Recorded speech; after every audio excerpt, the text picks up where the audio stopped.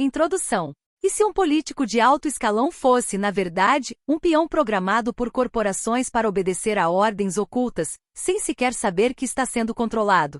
E se os heróis de guerra que admiramos fossem, na verdade, assassinos moldados mentalmente para cumprir missões secretas? Sob o Domínio do Mal não é apenas um filme de suspense político, é uma viagem perturbadora pelos bastidores do poder, onde mães manipulam filhos. Soldados são transformados em armas humanas e a democracia se transforma em teatro. Neste vídeo vamos mergulhar nos segredos mais sombrios desse thriller estrelado por Denzel Washington e Meryl Streep, explorando teorias sobre controle mental, manipulação corporativa e a assustadora ideia de que a mente humana pode ser hackeada. E se você quiser se aprofundar ainda mais nesse universo, o link para adquirir o livro que inspirou o filme está aqui na descrição. Prepare-se porque o que parece paranoia pode ser só a ponta do iceberg.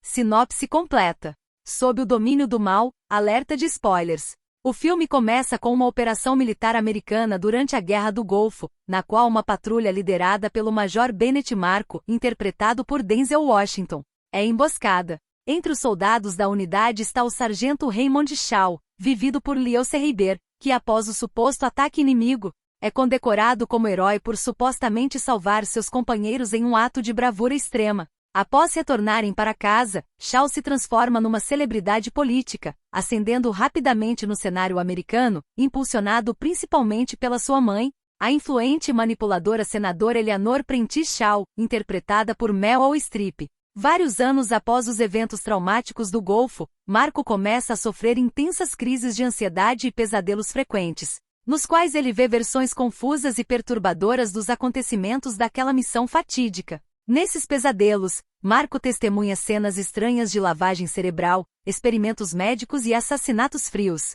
completamente desconexas da versão oficial apresentada pelo exército e pela mídia. Perturbado e incapaz de ignorar essas memórias conflitantes, ele passa a questionar a veracidade oficial dos eventos que transformaram Shaw num herói nacional. Enquanto isso, Raymond Shaw, sob o forte controle emocional de sua mãe, é levado a aceitar uma indicação para vice-presidente dos Estados Unidos. Sua ascensão meteórica chama atenção não apenas pelo carisma ou pela aparente coragem, mas por estar claramente ligada a interesses obscuros que ultrapassam os limites éticos e legais da política convencional.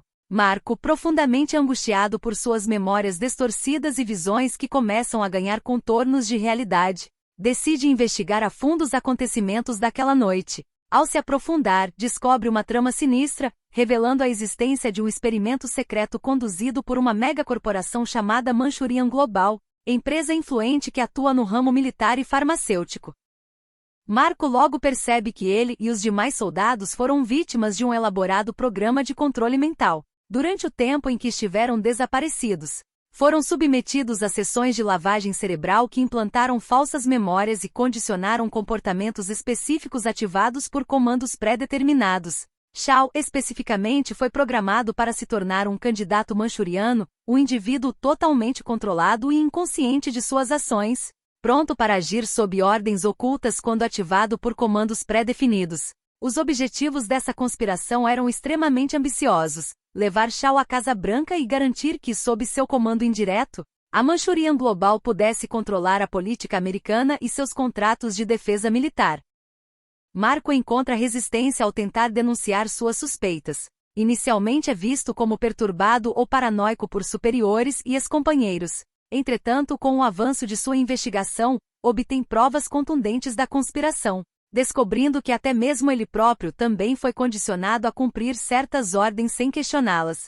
Raymond Shaw, mesmo cercado pela propaganda política e manipulação psicológica por parte de sua mãe, começa a dar sinais de conflito interno profundo, percebendo lentamente que sua vida inteira foi manipulada para servir aos interesses corporativos e políticos de terceiros. À medida que as eleições presidenciais se aproximam, Marco consegue estabelecer contato com Shaw, tentando fazê-lo perceber a extensão das mentiras em que foi envolvido. Shaw vive um dilema psicológico intenso, preso entre sua lealdade à mãe, que representa um poder absoluto e opressivo em sua vida, e o choque de descobrir que sua trajetória foi moldada por controle mental e interesses perversos. Marco, enquanto isso, enfrenta a urgência de impedir que os planos da corporação Manchurian Global se concretizem.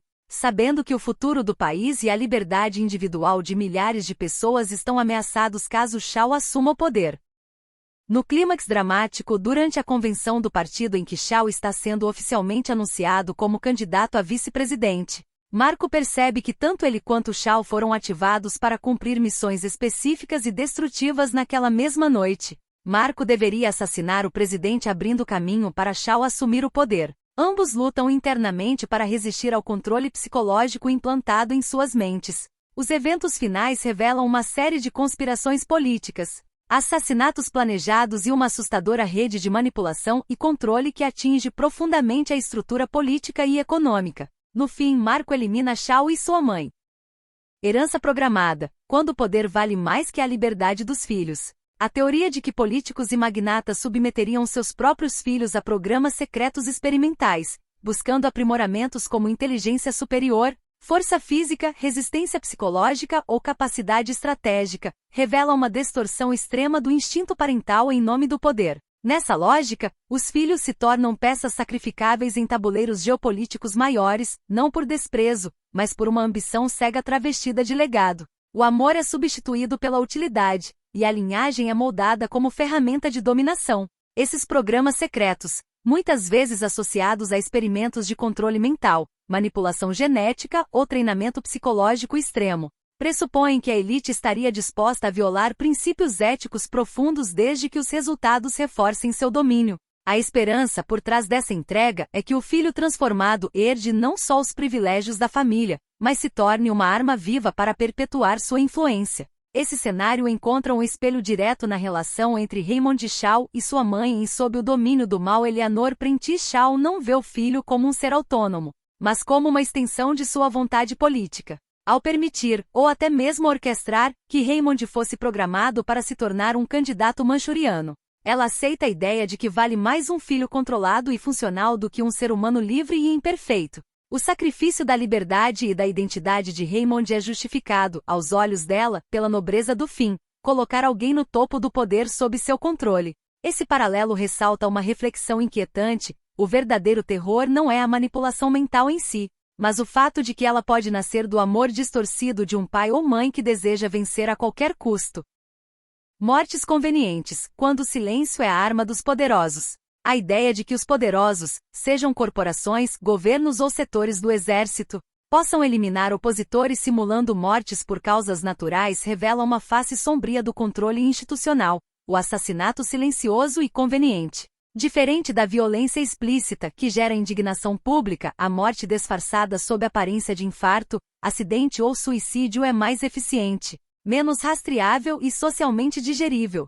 Essa tática representa o ápice da manipulação. Não apenas extinguir vidas, mas apagar narrativas, desacreditar denúncias e manter intacta a ilusão de estabilidade. Em um mundo onde a verdade é moldada pela mídia e pela autoridade, a morte natural torna-se uma ferramenta de neutralização política, eliminando o corpo e, com ele, o discurso. Essa teoria sustenta que para quem detém o poder real, a maior arma não é a força bruta, mas a habilidade de apagar alguém da história sem levantar suspeitas. No filme Sob o Domínio do Mal, essa dinâmica se manifesta de forma brutal e simbólica. Os soldados do pelotão de bem Marco são eliminados um a um, aparentemente por suicídio ou causas triviais, quando na verdade são vítimas do mesmo experimento secreto que os condicionou. Já o assassinato do senador e de sua filha pelas mãos de Raymond Shao, programado para obedecer a ordens sem consciência, escâncara o uso de peões para execuções com aparência de tragédia pessoal. O choque emocional gerado por esses crimes mascara sua verdadeira natureza: assassinatos políticos travestidos de acidentes. Essa reflexão nos leva a questionar quantas figuras públicas, dissidentes ou testemunhas foram apagadas discretamente em nome da ordem, da segurança nacional ou da manutenção de uma agenda oculta. Quando até a morte pode ser manipulada, o que resta como verdade? Assassinos inocentes, o soldado como ferramenta invisível do poder. A ideia de que soldados possam ser programados para matar sem saber que estão matando é uma das formas mais perversas de desumanização promovidas por sistemas de controle extremo. Quando o agente da violência não tem consciência de seus atos, ele se torna a arma perfeita, sem culpa, sem hesitação, sem rastros de motivação pessoal. Essa figura do assassino inconsciente é o triunfo absoluto da manipulação, O corpo obedece, a mente desconhece, e a culpa é dissolvida no silêncio da ignorância. No contexto militar, onde a obediência já é um valor supremo, essa engenharia do comportamento transforma o guerreiro em marionete, útil para eliminar alvos com precisão cirúrgica e sem levantar questionamentos morais. Em Sob o Domínio do Mal, os companheiros de pelotão de Ben Marco exemplificam esse conceito assustador. Após passarem por lavagem cerebral durante a Guerra do Golfo, esses soldados carregam programações ocultas implantadas pelas corporações, que os transformam em executores de ordens secretas. Suas ações são ativadas por gatilhos mentais, e os crimes que cometem permanecem fora do alcance da memória consciente. Eles se tornam assassinos perfeitos porque são, ao mesmo tempo, culpados e vítimas. Essa dualidade trágica nos obriga a repensar o que é livre-arbítrio em estruturas altamente hierarquizadas e controladas, e até onde o poder corporativo militar estaria disposto a ir para criar soldados que não apenas lutam sem questionar, mas matam sem saber. Conclusão. Sob o Domínio do Mal nos mostra que as verdadeiras ameaças ao livre-arbítrio e à democracia nem sempre vêm de fora. Muitas vezes estão disfarçadas dentro das próprias estruturas de poder, por trás de rostos familiares e instituições respeitadas. O filme não é apenas um thriller político, é um alerta sobre o perigo da manipulação invisível, do controle mental institucionalizado e da entrega cega ao poder. Quando até a mente pode ser invadida e programada, quem somos nós afinal? Se você curtiu essa análise e quer ver mais conteúdos como este, não se esqueça de deixar o like, se inscrever no canal e ativar o sininho para não perder nenhuma atualização. E se quiser mergulhar ainda mais fundo nesse universo de conspirações e controle, o link para adquirir o livro que inspirou o filme está aqui na descrição. Nos vemos no próximo vídeo.